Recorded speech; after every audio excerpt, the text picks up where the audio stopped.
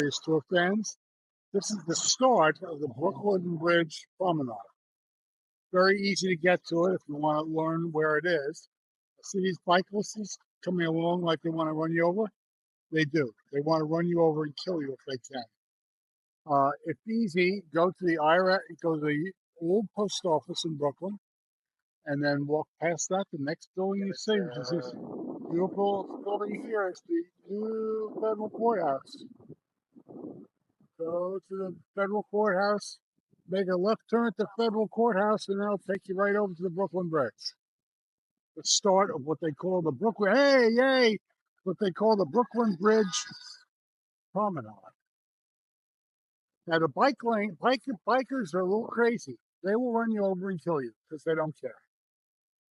And they're usually in a bigger hurry than they should be. Now, it's very, very windy today. I have lots of great stories to tell you about the Brooklyn Bridge. I can tell you how it was built. I'm going to start doing that now before it gets really windy. Because once I get on the bridge, I have a feeling the wind is going to be so great, you'll be able to hear my melodic voice talk to you at all. So, the Brooklyn Bridge was originally they started construction in 1867. There were two brothers who were allegedly engineers, whose names will appear below in the video when it's edited. I don't remember their name. And they also had one of them I believe his daughter is the one who actually finished it. So let me tell you the story of these two engineers who tried to build the Brooklyn Bridge. It was really a cool idea to build it because it was the first suspension bridge. A suspension bridge is one that is supported not by steel, but by wires, or in some cases, ropes. The brothers who did this had a business that involved a lot of steel wires. They were familiar with steel wires. That's what did this. So they used steel wires to support the bridge. Many of the wires that are there today are the same wires that were originally installed in 1867. They've added new wires, some have been replaced, some haven't. But it's really cool when you think about it. The bridge is held up by two large cables that have many, many multiple strands of steel wire wrapped into a cable about 10 inches thick. And there are two of them, one on each side, and that's what supports the bridge. That's what carries the weight of the bridge to the two, I guess you'd call them stanchions. Now, the stanchions are also another interesting issue because, remember, this is 1867. So they're building stanchions in 1867, and they didn't know a lot about a lot of things. They didn't know about the bends. They didn't know about doing construction underground. They didn't know about how to do any of these things. So what they did was they essentially built a big wooden box. They did have pumps that can compress air and pump it down into the box. So they made a big box, and where they were going to build the first stanchion on the Brooklyn side, they pushed it down as low as they would go.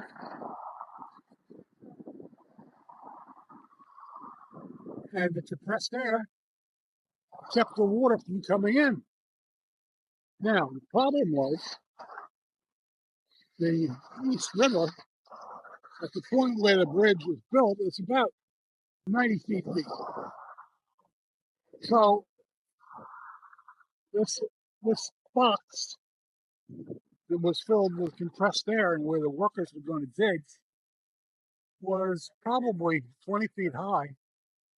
And they pushed it down and weighed it down.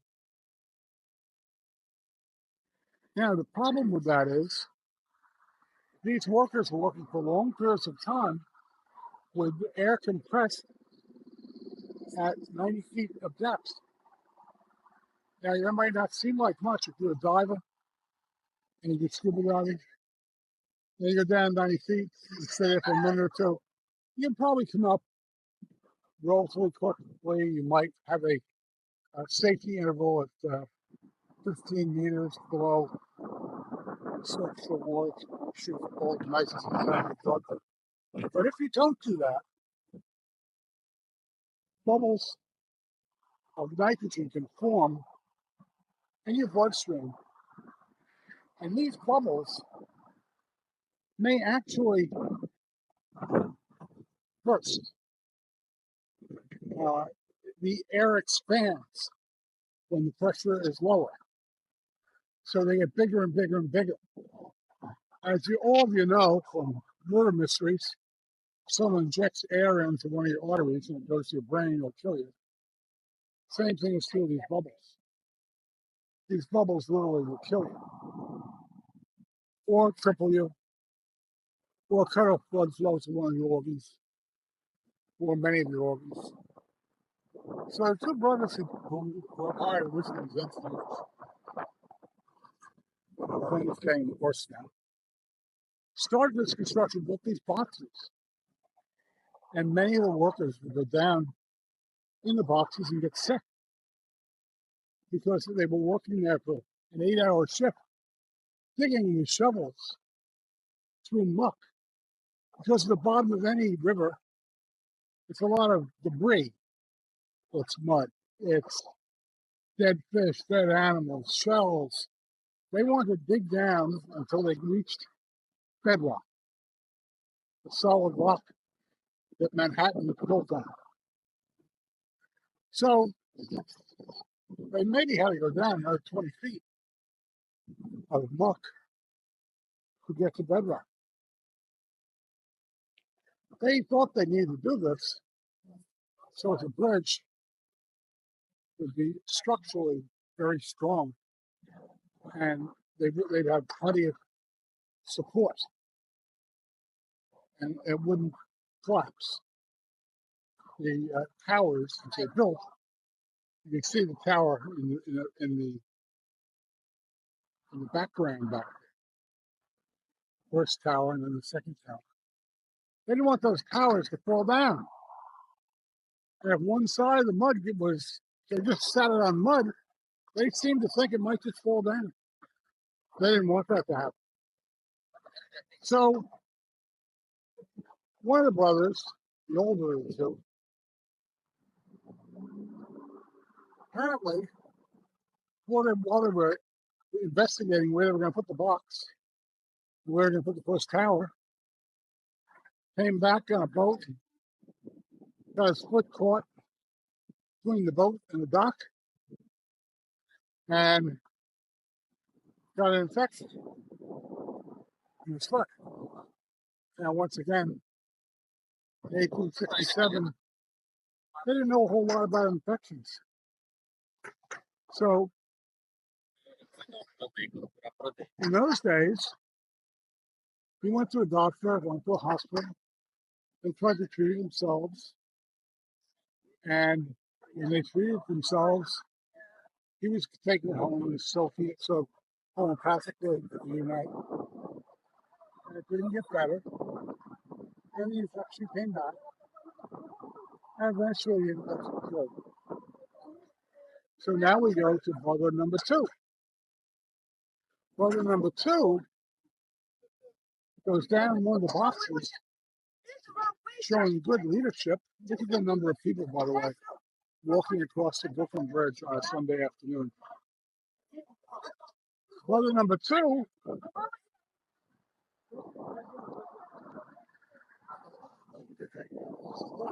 goes down into the box they built on the Brooklyn side to the stanchion we're going up to and look at now, and goes down the box itself to help supervise the workers. As he's going down, we'll show you his name below in the subscript here. You'll see his name printed out when we edit it. Because I forgot the name. He goes down because they didn't know anything about the bends in those days. He comes up too fast. They're now down 110 feet. he walks down there for the day, then goes back up in the elevator really quickly. And the nitrogen bubbles in his veins basically, isn't this cute? A wedding on Brooklyn Bridge. For confirmation. And he becomes paralyzed. So his wife, who's not really an engineer, stays home and takes care of him. But she is the one whose name should be available on a plaque over here that we're going to learn about right now when we get to this first stanza. Actually finished the bridge. She finished digging out the muck, the first stanza that holds up the cables. And then, when she got to the Manhattan side, the work started on another box and another stanchion. She said, the hell with this. We'll just pump the heavy stone work down into the mud anyway. And her thought was that it probably didn't matter that much anyway. And it's still here, 150 years later, so it didn't matter. So all the work, the paralyzing of the husband, was for naught. Look at the people on the Brooklyn Bridge today walking. It's 1.25 miles across the bridge. So if you return, like I'm going to do, it's 2.5 mile walk. I normally walk 4 miles a day, so it's within my range. Today I've only walked 1.5 miles. Because I did an earlier video in the box, I was afraid. It was the Central American Day Parade. Now you're not going to hear me anymore because the wind, I can tell, is picking up. So I'm glad I told the bulk of the story I wanted to tell you. And rather than talking to the wind where you can't hear me, I'm going to stop talking. And we're going to stop in the center of the bridge, take some more video of what you can see. And rather than just follow these people, I'm going to stop right now and pause the video. It's the 4 cables that are holding the bridge up. They started, I believe, with just 2. Then they put another deck on below the current deck, so they used 2 more. I'd like to be wrong about that.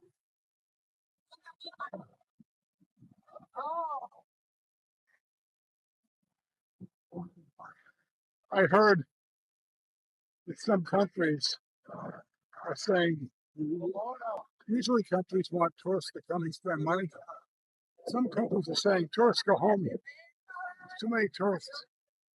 You can almost see how they're feeling when you say there's too many tourists. Can you see the 4 crater floor? Very thick craters going up.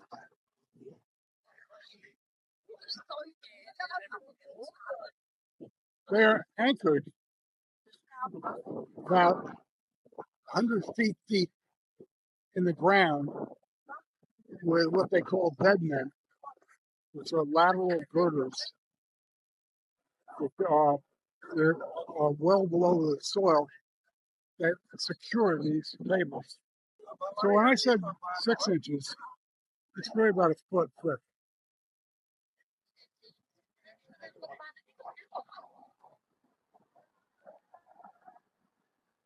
Now let's look at some of the cables. Here are the cables that literally are holding the bridge up. There's my hand. So it's the size of the cable. I can shake them a little bit, but not much. The bridges, by the way, because do go up and down, do go back and forth. If they didn't, they break. Here's the steel girders that are also giving lateral support. But these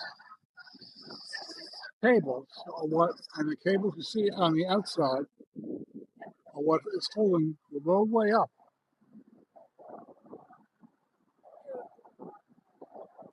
Wait, are you? This is in reality. Now the wind is really loud. You probably can't hear what I say. I apologize. This was one of the wonders of the world when it was first designed in 18. Look at this. These cables are so tight they don't move. You're trying to shake them, they don't want to shake. Pretty cool. This is one of the wonders of the world when it was first built. One of the wonders of the modern world. It was also the first suspension bridge. See these locks? Those are lovers' locks. That saw in France. Lovers carve their initials on the lock and lock it and signify how their love is going to last forever. Inside of what usually goes there 6 years after you're married.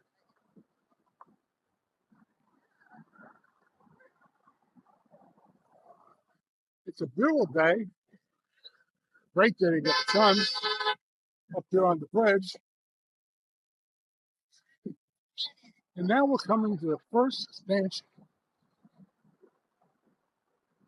I bet they're warm. I'm just wearing a sweater. And with the wind, I'm glad I did.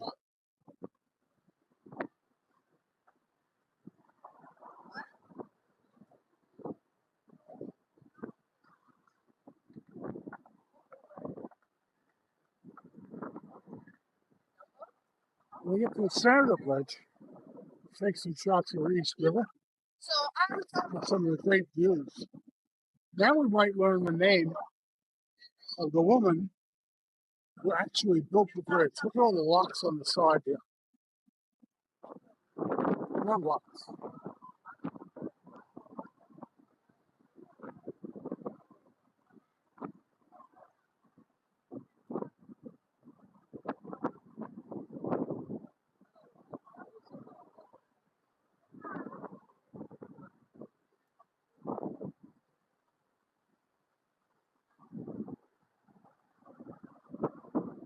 See if there's any credit to the woman who actually built it.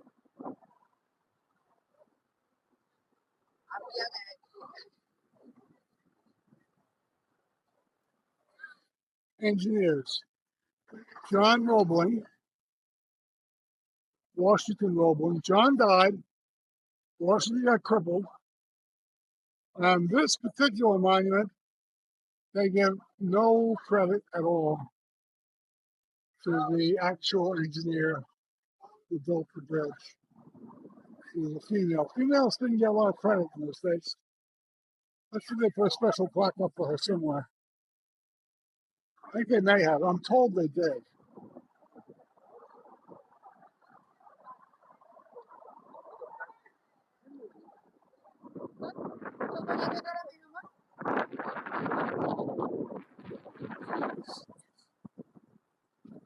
Here's Emily's plaque.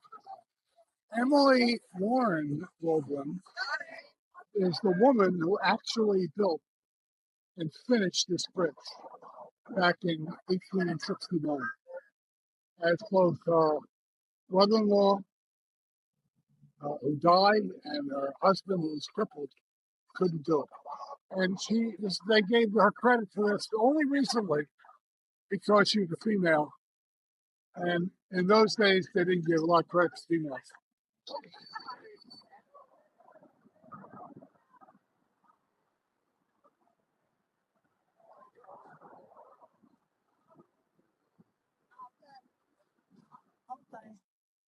Pardon me.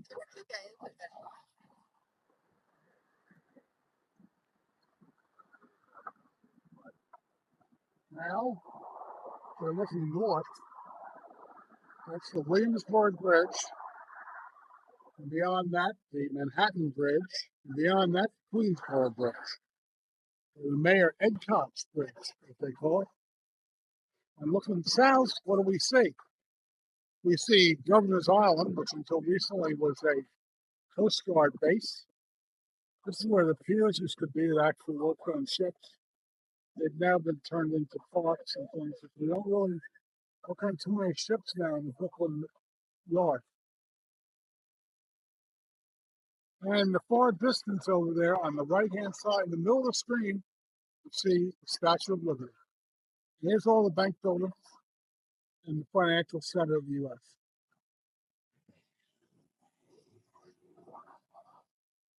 Here's the Circle Line cruise boat taking tourists around Manhattan Hall.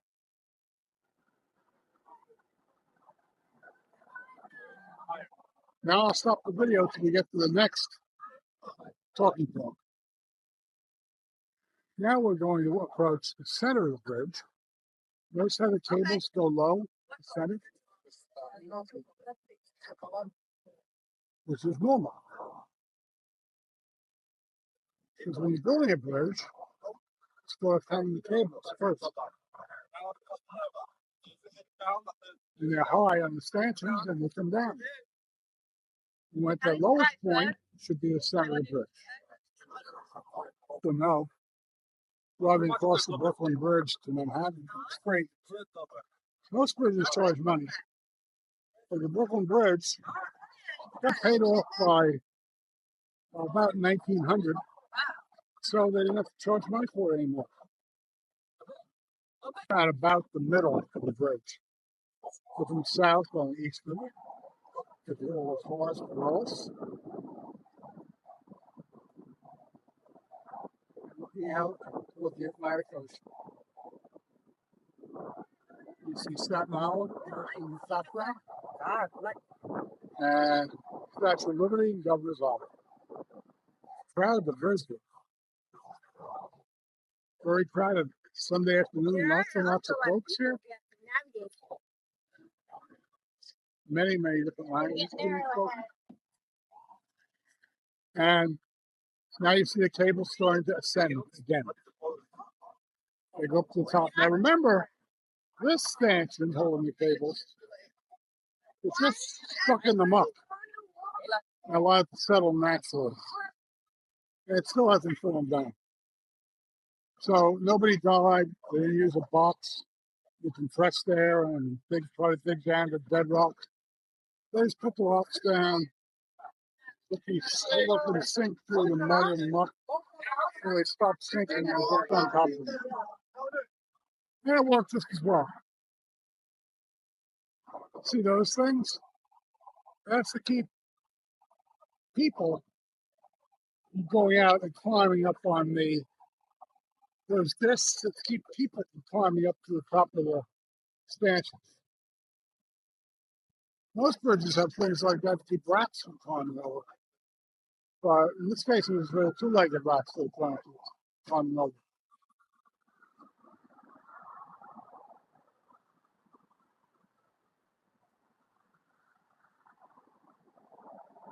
There's the New World Trade Tower. And lights the building.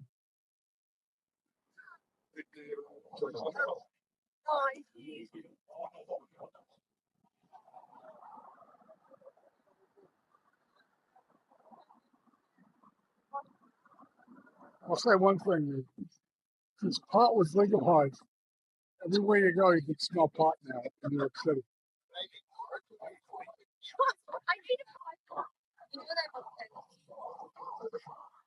I don't particularly like the smell of pot. I'm more of an alcohol guy.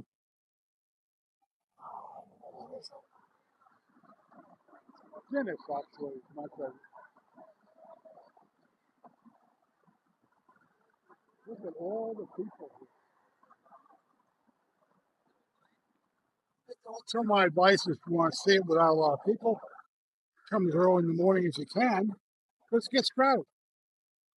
And we're now at the Manhattan stanchion. We're locks on the side of the wall here.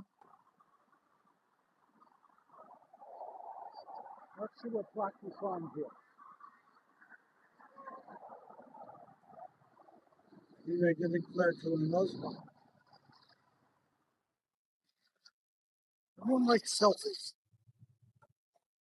Not sure why. You sell hot dogs, now they sell food. I guess that's a popular. What do you think?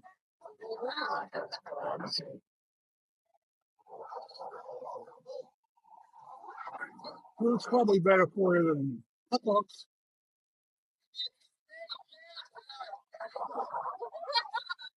Let's see what plaque we have here. Which one, bridge?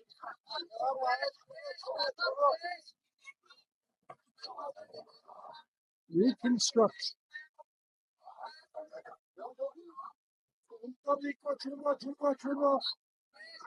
Robert Wagner. They rehabilitated the Brooklyn Bridge.